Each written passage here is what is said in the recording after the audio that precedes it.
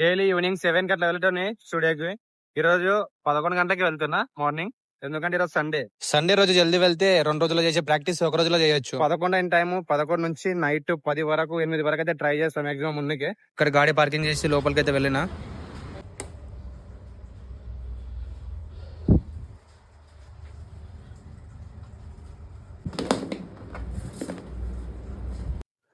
నిన్న మొత్తంకి రౌండ్స్ అయినాయి. ఈ రోజు ఈ లైన్స్ ఉన్నాయి. దీని తర్వాత ఎంత టైం దొరికితే అంత వేరేదేమన్నా ట్రై చేస్తాం.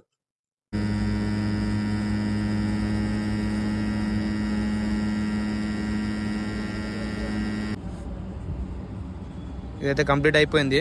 ఎట్లా అనిపిస్తుంది చెప్పండి కామెంట్లో. తర్వాత అడిగిన ఇంకో ఏమైనా డిజైన్ ఇస్తారు అయితే చేయాలంటే ఇదే ఏమని చెప్పిండ్రు. మళ్ళీ ఇదే కంటిన్యూ చేస్తున్నా. అది కంప్లీట్ చేసి ఇది స్టార్ట్ చేసిన ఇంతవరకు వచ్చింది. అంత లోపల నన్ను పిలిచిండ్రు స్టెన్సిల్ చూడమని.